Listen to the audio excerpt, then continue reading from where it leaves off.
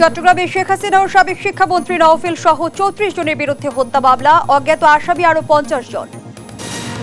সাবেক সংসদ সদস্য এম এ লতিফ ৩ দিনের রিমান্ডে, পুলিশের হেফাজতে সাবেক পানি সম্পদ মন্ত্রী রমেশ চন্দ্র সেন। অন্তর্বর্তী সরকারের মূল কাজ নির্বাচনী ব্যবস্থা, বিচার বিভাগ, গণমাধ্যম ও অর্থনীতি সংস্কার।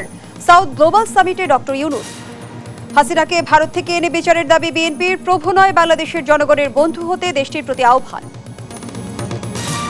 এবং পরিস্থিতি স্বাভাবিক হয়, শিল্প কারখানায় উৎপাদনে গতি, ঘুরে দাঁড়াচ্ছে শিল্প নির্ভর অর্থনীতি, আগের রূপে ফিরছে রেল। দেখছিলেন দেশ জনপদ সংবাদ শিরোনাম, সাথে আছি আমি ফারনাজ জুই। চট্টগ্রামে সাবেক প্রধানমন্ত্রী শেখ হাসিনা ও সাবেক শিক্ষামন্ত্রী মহিবুল হাসান চৌধুরী নওফেল সহ ৩৪ জনের বিরুদ্ধে হত্যা মামলা হয়েছে। এতে ৪০ থেকে ৫০ জন অজ্ঞাতকে আসামি করা হয়।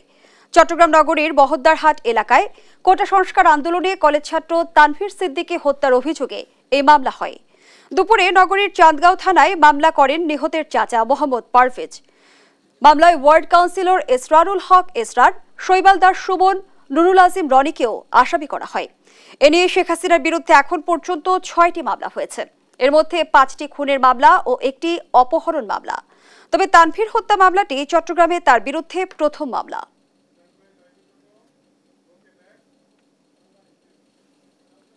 সাবেক প্রধানমন্ত্রী শেখ হাসিনা ও সাবেক শিক্ষামন্ত্রী নওফেলের বিরুদ্ধে হত্যা মামলা নিয়ে আরও জানাতে যুক্ত হচ্ছেন সহকর্মী এ কে এম নাজিম। নাজিম, এই হত্যা মামলা নিয়ে বিস্তারিত জানাবেন।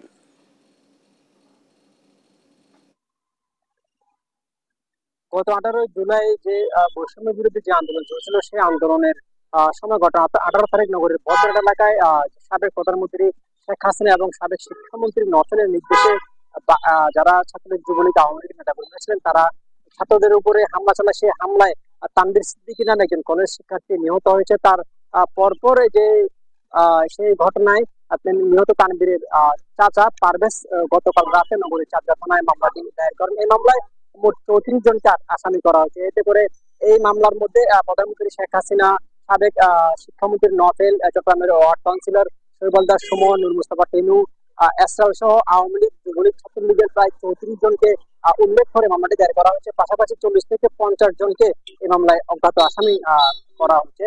আমরা যদি চাঁদগাঁও থানার ওসির সাথে কথা বলেছি, মামলাটি ইতিমধ্যে দায়ের হয়ে গিয়েছে এবং মামলায় যে বাকি যে বিষয়গুলো সেগুলো আনা হচ্ছে। এবং আমরা যেটি মামলার এজাহারে জেনেছি, 18 তারিখে মূলত যে আন্দোলন চলছিল, সেটি মূলত থেকে বদরঘাট পর্যন্ত যে মিছিল এটি বের হয়েছিল শিক্ষার্থীদের, সেই মিছিলের উপরে ছাত্রলীগ, যুবলীগের নেতাকর্মী যারা রয়েছেন, রনি, শৈবালদার সুমন, তিনি এদের কর্মীরা মূলত শিক্ষার্থীদের উপরে হামলা চালায়। এতে করে বেশ কয়েকজন গুরুতর আহত হয়েছিল, কিন্তু তার মধ্যে তানভীর সিদ্দিকী যে কলেজ শিক্ষার্থী সে নিহত হয়। তারপরই এদের বিরুদ্ধে আসলে মামলা দায়ের করা হয়েছে। মামলায় সাবেক প্রধানমন্ত্রী এবং শিক্ষামন্ত্রীকে নির্দেশক হিসেবে বাকিদের নাম উল্লেখ করে সরাসরি এই ঘটনায় জড়িত বলে মামলায় আসামি করা হয়েছে।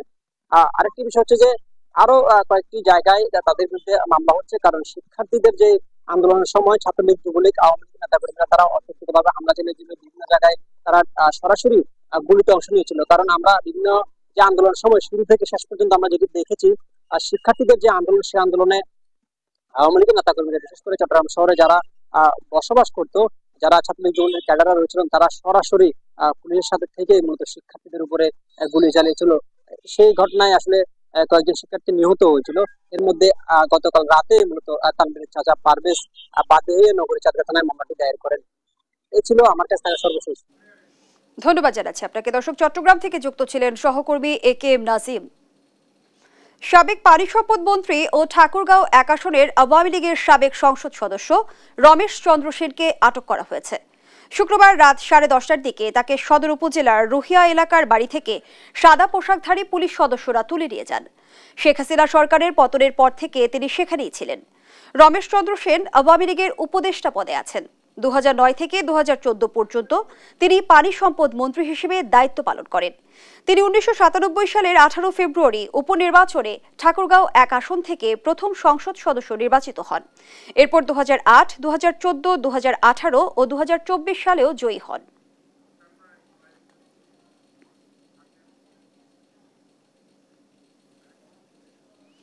এক দফা দাবিতে ডক্টর মোহাম্মদ ইউনূসের বাসভবন যমুনার সামনে অবস্থান নিয়েছেন বাংলাদেশ আউটসোর্সিং কর্মচারী কল্যাণ পরিষদের সদস্যরা।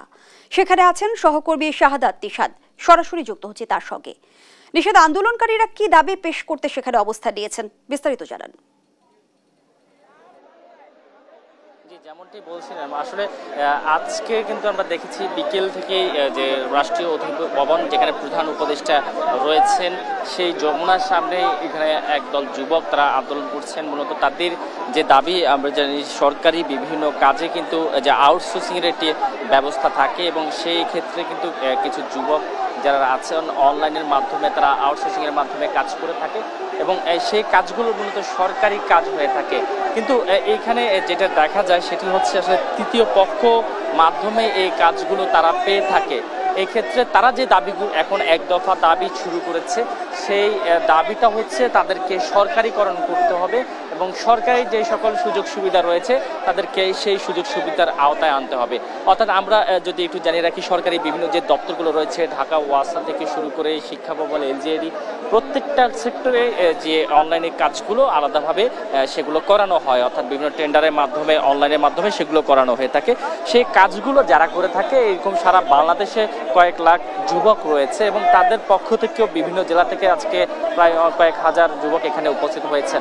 তো তাদের এই দাবির প্রেক্ষিতে তারা কিছুক্ষণ আগে যে কর্মসূচি ঘোষণা দিয়েছে, তাদের এক দফা দাবির প্রেক্ষিতে কিছুক্ষণ আগে প্রধান উপদেষ্টার যে ব্যক্তিগত সহকারী তিনি এসেছিলেন এবং তাদের যে স্মারকলিপি তারা ওনার হাতে স্মারকলিপি দিয়েছেন মাননীয় প্রধান উপদেষ্টা বরাবর, সেই স্মারকলিপিটা কিন্তু ওনার ব্যক্তিগত সহকারী গ্রহণ করেছেন এবং তাদেরকে আশ্বস্ত করেছেন বলেও তিনি জানিয়েছেন।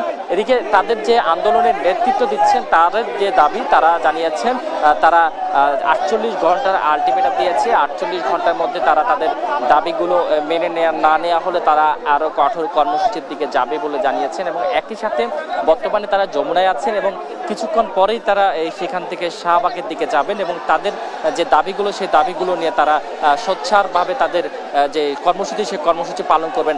আমরা একটু কয়েকজনের সাথে একটু কথা বলবো এবং জানতে চাইবো আসলে তাদের এই কর্মসূচি কতক্ষণ নাগাদ চলবে বা কয়দিন ধরে চলবে। মূলত আপনাদের কর্মসূচি কি কারণে যদি আমরা হলো সারা বাংলাদেশে প্রায় 8.5 লাখের মতো আমরা এই নির্যাতিত নিপীড়িত জনগোষ্ঠী আছে যারা হলো যে দাসপ্রথা হিসেবে নিয়োজিত আছে। এই দাসপ্রথায় হলো গিয়ে ইংরেজ সরকার চলে গেছে কিন্তু আমাদের দাসপ্রথা রেখে গেছে এবং হলো যে আমরা এখানে কোম্পানির আওতায় আছি, যেখানে আর কি আমরা কোনো কথা বলতে গেলে কোনো প্রতিবাদ করতে গেলে কথায় কথায় তোমার চাকরি নেই। আমরা সরকারি চাকরি করি, কেন আমাদের এইখানে তৃতীয় পক্ষ সেই সুবিধা ভোগ করবে? আমাদের বেতন যেটা ধরা হয় তার একটা অংশ নিয়ে যায় তৃতীয় পক্ষ নামের এই কোম্পানি শোষকরা এবং আমরা হলো ঠিকমতো বেতন পাই না, বোনাস পাই না, আমাদের টোটালি কোনো বোনাস নেই। এই 8.5 লাখ ব্যক্তি আমরা হলো গিয়ে আমরা সরকারি চাকরি করার পরেও আমরা বোনাসের আওতায় নেই।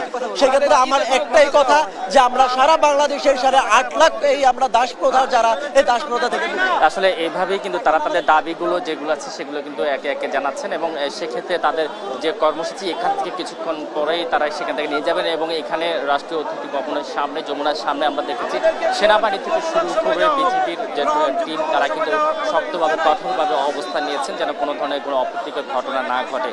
তো এই ছিল যে যমুনার সামনে থেকে আমার কাছে থাকা যে আন্দোলন, এক দফা আন্দোলনের আউটসোর্সিং নিয়ে যারা আন্দোলন করছেন তাদের যে দাবি সে দাবিগুলো নিয়ে এই ছিল যমুনার সামনে থেকে আমার কাছে থাকা সবশেষ খবর।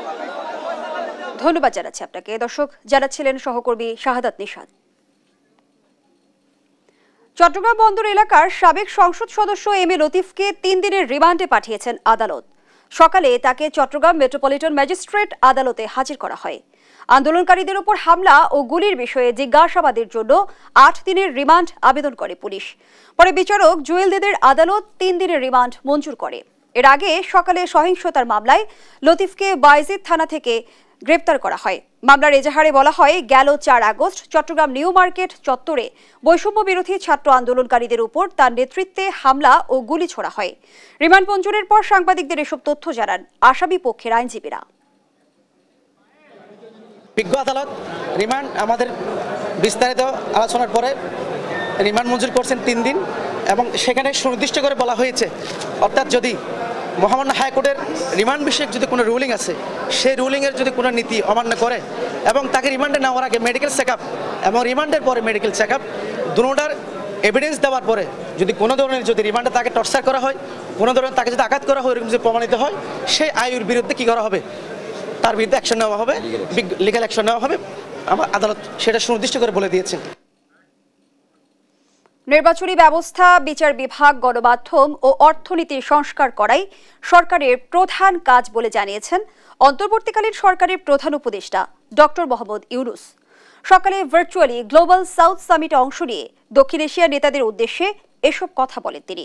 অধ্যাপক ইউনূস আরও বলেন, বিপ্লবী ছাত্রদের গণতান্ত্রিক আকাঙ্ক্ষাকে রূপ দিতে অন্তর্বর্তীকালীন সরকার নাগরিক সমাজ, রাজনৈতিক দল ও বিশেষজ্ঞদের সাথে নিয়ে কাজ করছে। বিস্তারিত থাকছে প্রতিবেদনে। ভারতের রাজধানী নয়াদিল্লিতে চলছে third voice of global south summit. শনিবার সকালে এতে ভার্চুয়ালি যোগ দেন অন্তর্বর্তী সরকারের প্রধান উপদেষ্টা অধ্যাপক মোহাম্মদ ইউনূস। নির্বাচনী ব্যবস্থা, বিচার বিভাগ, গণমাধ্যম ও অর্থনীতির সংস্কার করাই সরকারের মূল কাজ বলে জানান প্রধান উপদেষ্টা। Is committed to ensuring a transition to an inclusive and pluralistic democracy and create an environment in which free, fair and participatory elections can be held. দক্ষিণ এশিয়ার নেতাদের উদ্দেশ্যে তিনি বলেন, 1952 সালে ভাষা আন্দোলনে যেমন ছাত্ররা প্রাণ দিয়েছিল, 7 দশক পরেও ছাত্রদের নেতৃত্বে দ্বিতীয় বিপ্লব গণতন্ত্র, মানবাধিকার ও সমতার জন্য বিশ্বের যুবকদের অনুপ্রাণিত করেছে। In 1952, the Bangladeshi students sacrificed their lives for their mother tongue.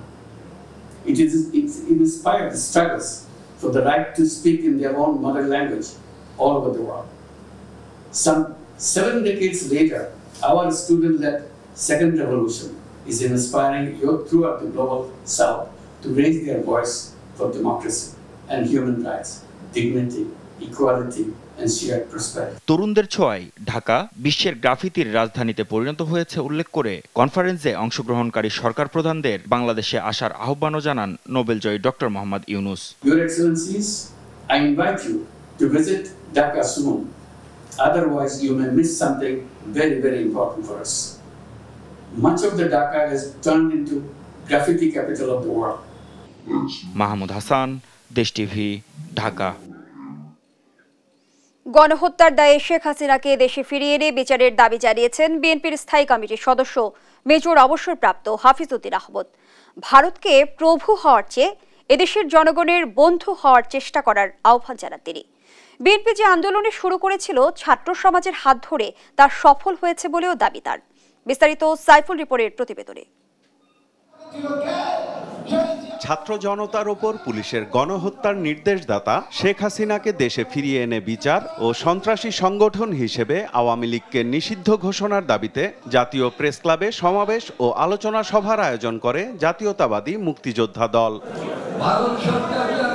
আলোচনায় অংশ নিয়ে নেতারা দাবি করেন, গণহত্যার দায়ে শেখ হাসিনাকে দেশে ফিরিয়ে এনে বিচার করতে হবে।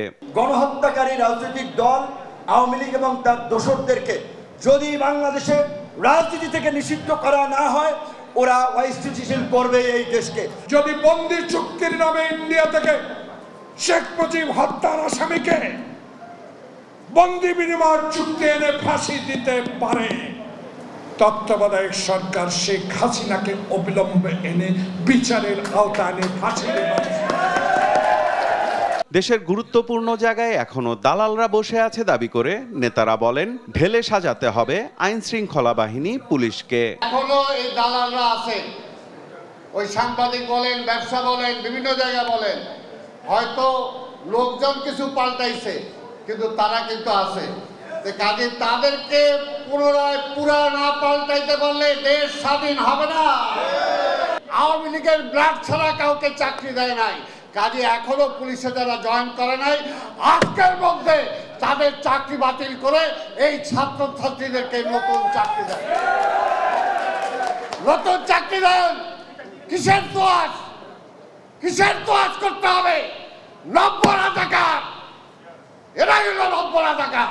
গণহত্যার দায়ে শেখ হাসিনাকে ফিরিয়ে এনে বিচার দাবি করেন বিএনপির স্থায়ী কমিটির সদস্য হিসেবে নতুন দায়িত্ব পাওয়া মেজর অবসরপ্রাপ্ত হাফিজ উদ্দিন আহমদ। বাংলাদেশের ওপর ভারতের প্রভুত্বের চেষ্টারও সমালোচনা করেন তিনি।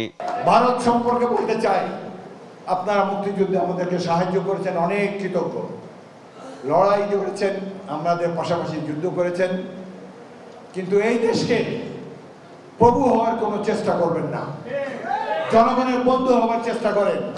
বিএনপি ক্ষমতায় গেলে আপনাদের সাথে বন্ধুত্বের সম্পর্ক থাকবে, কিন্তু কোনো রকম ভাবে আমাদের দেশকে, সাধারণ মানুষকে, দেশের সম্পদকে এক্সপ্লয়েট করার কোনো চেষ্টা করবেন না। শেখ হাসিনা ইতিহাসে সবচেয়ে বড় ঘাতক। এহেন অন্যায় অবিচার নাই, কত মায়ের মুখ খালি করেছে। আমরা এই সভা থেকে দাবি করবো তাকে বাংলাদেশে ফিরিয়ে এনে বিচার করতে হবে। তার পরিণতি হবে রোমানিয়ার চাউচেস্কুর মতো, তার পরিণতি হবে ইটালির মুসোলিনির মতো।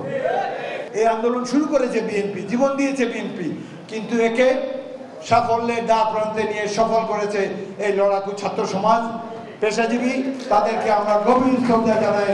এদিকে রাজধানীর ডিআরইউতে আলাদা এক সভায় ষড়যন্ত্রকারীদের বিষয়ে সজাগ থাকার আহ্বান জানান বিএনপির স্থায়ী কমিটির সদস্য হিসেবে নতুন দায়িত্ব পাওয়া আরেক সদস্য ডাক্তার এজেডএম জাহিদ হোসেন। এই সরকারকে বিব্রত করতে, বিএনপিকে বিব্রত করতে তারা একটি বাজে কাজ করে বিএনপির ঘাড়ে চাপিয়ে দেওয়ার চেষ্টা করবে। আপনারা বাংলাদেশের বিভিন্ন প্রত্যন্ত অঞ্চল থেকে এসছেন, আপনাদের সজাগ থাকতে হবে। এইরকম সুযোগ সন্ধানী স্বার্থান্বেষীরা যাতে কোনো অবস্থাতেই জাতীয়তাবাদী শক্তির গায়ে কালিমা লেপন করার কোনো সুযোগ না পায়। অন্তর্বর্তীকালীন সরকারকে সব ধরনের সহযোগিতা অব্যাহত রাখলেও দ্রুত নির্বাচনের ব্যবস্থার দাবিও জানান ডাক্তার জাহিদ। সাইফুল রিপন, দেশ টিভি, ঢাকা। দেখছেন দেশ জনপদ সংবাদ।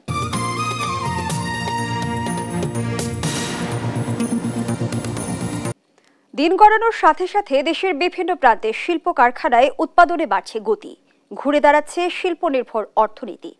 স্বস্তি ফিরছে জানিয়ে শ্রমিকরা বলছেন উৎপাদন অব্যাহত রাখতে অন্তর্বর্তী সরকারকে সর্বোচ্চ গুরুত্ব দিতে হবে। সহকর্মীদের পাঠানো তথ্যচিত্রে সালমা জাহানের ডেস্ক রিপোর্ট। বৈষম্য বিরোধী ছাত্র আন্দোলনের পর দেশ জুড়ে সংঘর্ষ ও কারফিউ ঘিরে বেশ কিছুদিন বন্ধ ছিল শিল্প কারখানা। সেই সঙ্গে এসব অস্থিরতায় উৎপাদনে চরম বিপাকে পড়ে পোশাক কারখানা সহ অন্যান্য শিল্প কারখানা। স্বৈরাচার শেখ হাসিনা পতনের পর পুনরায় উৎপাদনে আসে রপ্তানিমুখী কারখানাগুলো। সাভার শিল্পাঞ্চলে শ্রমিকদের পদচারণায় ফিরেছে কর্মচঞ্চলতা। সব তৈরি পোশাক কারখানায় উৎপাদন চলছে পুরোদমে।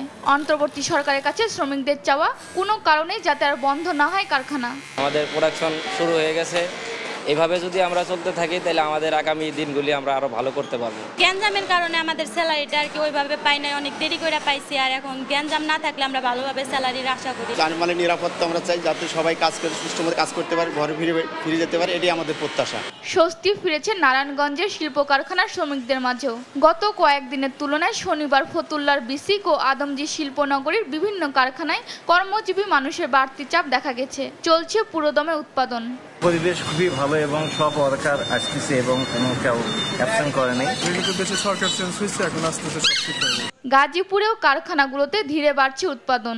পরিস্থিতি স্বাভাবিক হয়ে এলে উৎপাদনে আরও গতি আসবে বলছেন কারখানা সংশ্লিষ্টরা। শিল্প কারখানা খুলছে, এখন খুব ভালো লাগতেছে, আমরা কাজে আসতে পারছি। অফিসের এই কাজ দিয়ে তো মানুষ পাইছে, বন্ধ হয়ে গেলে তো পারিবারিক সমস্যা। কারখানা ও শ্রমিকদের নিরাপত্তা নিশ্চিতে তৎপর রয়েছে আইন শৃঙ্খলা বাহিনী। সালমা জাহান, নিউজ ডেস্ক, দেশ টিভি। ভারী বর্ষণে খাগড়াছড়িতে পাহাড় ধসে যান চলাচল বন্ধ আছে। এরই আরো জানাতে যুক্ত হচ্ছেন অপু দত্ত। অপু, খাগড়াছড়িতে এখন কি পরিস্থিতি দেখছেন? যান চলাচল স্বাভাবিক হয়েছে কি? ধন্যবাদ। আপনি জানেন যে সকাল থেকে আসলে খাগড়াছড়ির সাথে সারা দেশে যান চলাচল কিন্তু বন্ধ হয়েছিল। পরবর্তীতে ফায়ার সার্ভিস এবং সড়ক ও জনপদ বিভাগ আসলে দীর্ঘ লম্বা সময় ধরে কাজ করেছেন। দুদিকে কিন্তু আসলে সারা দেশে যানবাহন আটকে ছিল। সর্বশেষ প্রায় 4.5 ঘন্টা পর ফায়ার সার্ভিস এবং সড়ক জনপদ বিভাগ সরকারের একটি অংশ আসলে পরিষ্কার করেছেন, সেখান থেকে মাটি সরিয়ে নিয়েছেন। এখানে আসলে টানা বৃষ্টি হওয়ার কারণে পুরো সড়ক থেকে আসলে মাটি সরিয়ে নেওয়া সম্ভব হচ্ছে না। আমরা ফায়ার সার্ভিসের মাঝখানকার যে লিডার তার সাথে আমরা কথা বলেছি, তিনি যে বলেছেন যে বড় একটা অংশ আসলে ধসে পড়ার কারণে তাৎক্ষণিকভাবে আসলে মাটি সরানো সম্ভব হয়নি, যার কারণে ঢাকা চট্টগ্রাম সহ সারা দেশ থেকে যেসব যানবাহন আসে যাওয়া করার কথা ছিল সবগুলো আসলে আটকা ছিল। পরবর্তীতে যৌথভাবে সরকারের একটি অংশ থেকে মাটি সরিয়ে যানবাহন চলাচল স্বাভাবিক করা হয়েছে। যদিও বা খাগড়াছড়ি রাঙ্গামাটি সড়ক ব্যবহার করে কিছু গাড়ি চট্টগ্রামের দিকে চলাচল করেছে, তবে এই মুহূর্তে সরকার একটি অংশ দিয়ে চলাচল করছে। তবে পুরো সড়ক থেকে মাটি সরাতে আসলে বেশ সময় লাগবে বলে আমাদেরকে জানানো হয়েছে। কারণ আমরা বেশি আসলে উঁচু এই মাটি সরানো আসলে মাঝারি দখল হলে বিভিন্ন অংশে দুর্নীতিপূর্ণ হয়ে গেছে। এখন সংশ্লিষ্টরা বলছেন যদি এরকম বৃষ্টি হয়ে থাকে খাগড়াছড়ি, আলুলিয়া কিংবা শহর কেন্দ্রিক অন্যান্য জায়গাতেও আসলে পাহাড় ধস হতে পারে। এই ক্ষেত্রে যারা ঝুঁকিপূর্ণ বসবাস করছেন কিংবা যারা যানবাহন চলাচল করছেন তাদেরকে সাবধানতা অবলম্বন করার জন্য বলছেন সংশ্লিষ্টরা। ধন্যবাদ জানাচ্ছি আপনাকে। দর্শক, খাগড়াছড়ি থেকে জানাচ্ছিলেন সহকর্মী অপু দত্ত। দেখছেন দেশ জনপদ সংবাদ।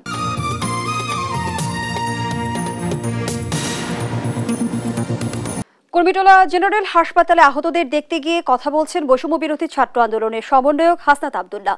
চলে যাচ্ছি সেখানে। হলে আমাদের ইনক্লুসিভ বিভিন্ন ডিসিশন প্রয়োজন, ইনক্লুসিভ পলিসি অ্যাডপশন প্রয়োজন। সেই জায়গা থেকে আজকে আমাদের হেলথের যিনি এডিজি মহোদয় ছিলেন উনার সাথে আমার কথা হয়েছে এবং উনি এবং ঢাকা মেডিকেলের পরিচালক উনাদের সাথে আমাদের ফলপ্রসূ আলোচনা হয়েছে। উনারা আমাদের আশ্বস্ত করেছেন যদি লাল ফিতার দৌরাত্ম্য না থাকে, যদি রাজনৈতিক আধিপত্য না থাকে, যদি কোনো ধরনের পলিসি ম্যানিপুলেশন না থাকে, টেন্ডারবাজি বা মাফিয়াতান্ত্রিক যে প্রবণতা, স্বৈরতান্ত্রিক যে প্রবণতা সেটি যদি না থাকে, তাহলে 90 দিনের মধ্যে এই স্বাস্থ্য খাতকে উনারা জনমুখী স্বাস্থ্য খাত হিসেবে আমাদেরকে উপহার দিতে পারবেন। অর্থাৎ 90 দিনের মধ্যে আমরা তাদেরকে আশ্বস্ত করতে চাই বৈষম্য বিরোধী ছাত্র আন্দোলনের পক্ষ থেকে যে আপনারা যদি 90 দিনের মধ্যে আমাদের এই ভঙ্গুর স্বাস্থ্য খাতকে জনমুখী করতে পারেন, সেক্ষেত্রে আমাদের ছাত্র নাগরিকের যে ধরনের সহায়তা প্রয়োজন আমাদের জায়গা থেকে আমরা সেই ধরনের সহায়তা আপনাদেরকে সব সময় দিব।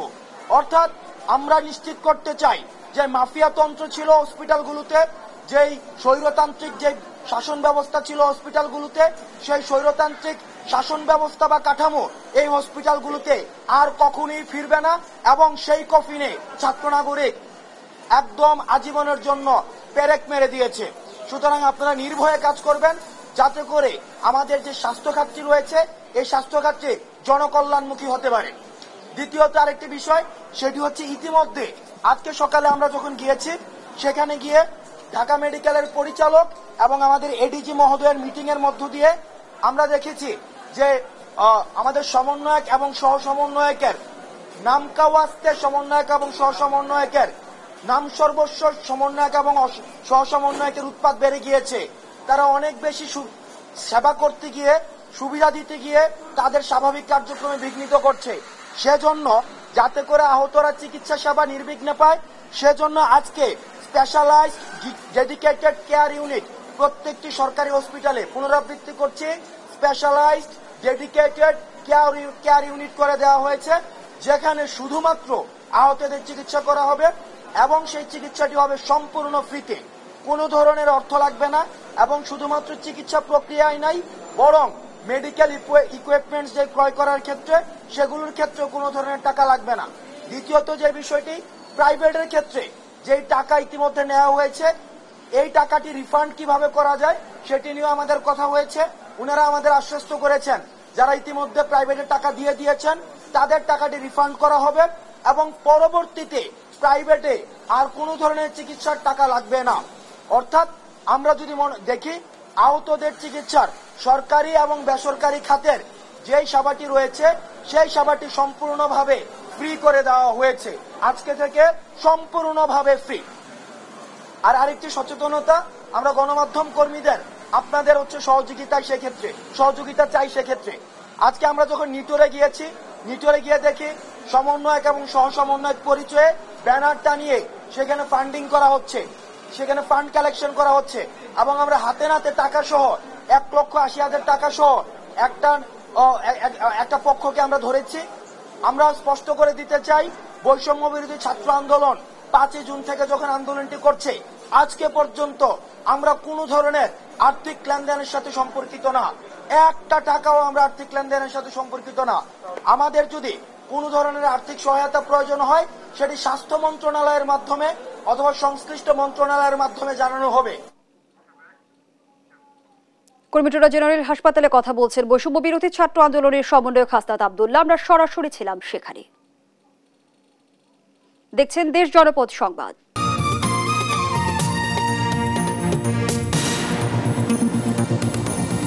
বৈষম্য বিরোধী ছাত্র আন্দোলনের তোপের মুখে দেশ ত্যাগে বাধ্য হন স্বৈরাচার শেখ হাসিনা।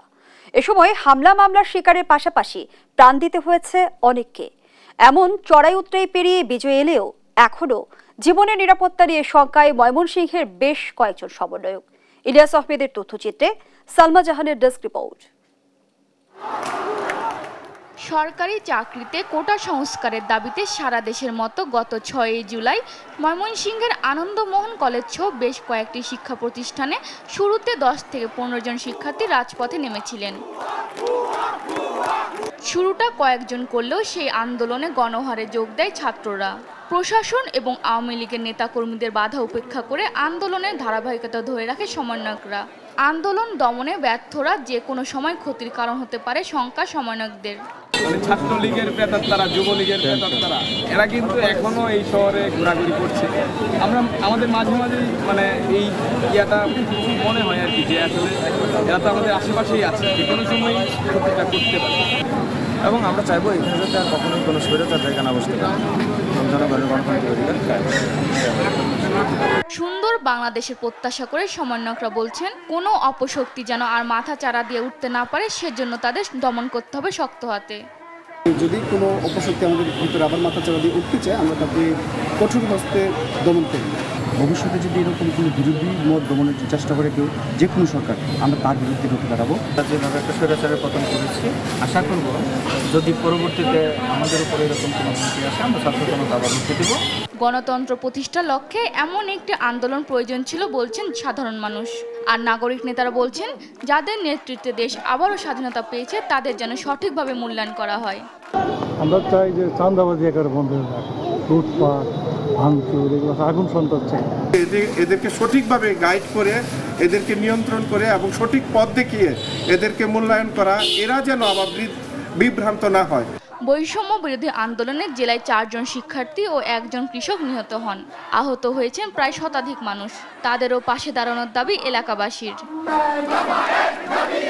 নিউজ ডেস্ক, দেশ টিভি। ছাত্র জনতার অভ্যুত্থানের পর নতুন বাংলাদেশের স্বপ্নে বিভোর নতুন প্রজন্ম। আন্দোলনে আত্মত্যাগ, বিজয় ও স্বপ্নগাথা রং তুলিতে সারা দেশে ফুটিয়ে তুলছেন দেয়ালে দেয়ালে। শহীদ আবু সাঈদ ও মুগ্ধদের ছবি, আন্দোলনের ডায়ালগ ও কবিতায় জীবন্ত হয়ে উঠছে রংচটা দেয়ালগুলো, বাড়াচ্ছে নগরীর সৌন্দর্য।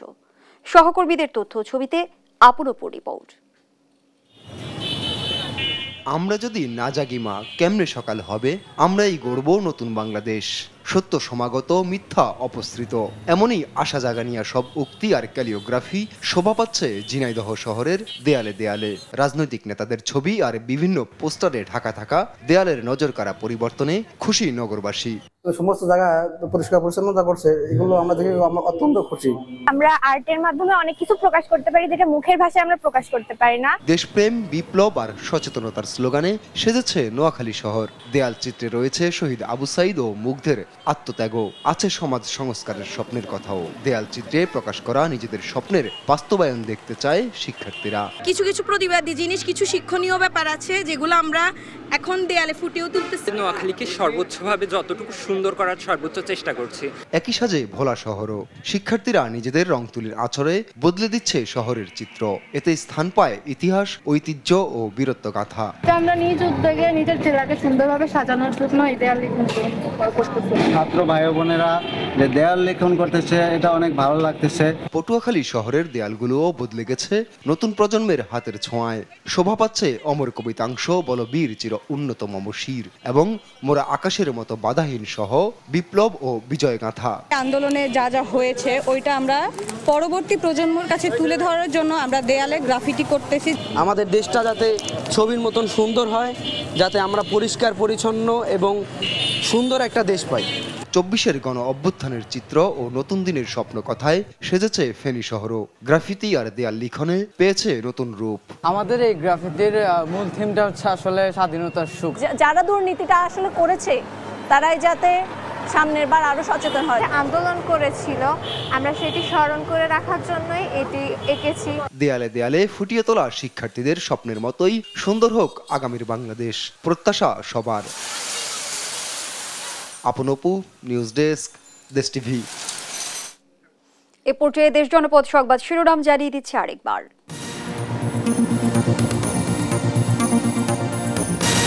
চট্টগ্রামে শেখ হাসিনা ও সাবেক শিক্ষামন্ত্রী নওফিল সহ 34 জনের বিরুদ্ধে হত্যা মামলা, অজ্ঞাত আসামি আরো 50 জন। সাবেক সংসদ সদস্য এম এ লতিফ 3 দিনের রিমান্ডে, পুলিশ হেফাজতে সাবেক পানি সম্পদ মন্ত্রী রমেশ চন্দ্র সেন। অন্তর্বর্তী সরকারের মূল কাজ নির্বাচনী ব্যবস্থা, বিচার বিভাগ, গণমাধ্যম ও অর্থনীতি সংস্কার, সাউথ গ্লোবাল সামিটে ডক্টর ইউনূস। হাসিনাকে ভারত থেকে এনে বিচারের দাবি বিএনপির, প্রভু নয় বাংলাদেশের জনগণের বন্ধু হতে দেশটির প্রতি আহ্বান। এবং পরিস্থিতি স্বাভাবিক হয়, শিল্প কারখানা উৎপাদনে গতি, ঘুরে দাঁড়াচ্ছে শিল্প নির্ভর অর্থনীতি, আগের রূপে ফিরছে রেল। এই ছিল এখনকার দেশ জনপদ সংবাদ। পরের বুলেটিন দেখার আমন্ত্রণ রইল। এছাড়া দেশ টিভির সর্বশেষ সব খবর পেতে ভিজিট করুন দেশ.টিভি। ফেসবুকে আমাদের সঙ্গে যুক্ত থাকুন দেশ টিভি অথবা দেশ টেলিভিশন পেজে। সর্বশেষ সব ভিডিও পেতে ইউটিউবে আমাদের হ্যান্ডেল @দেশ টেলিভিশন অথবা @দেশ টিভি নিউজ লিখে সার্চ করুন। ধন্যবাদ সবাইকে।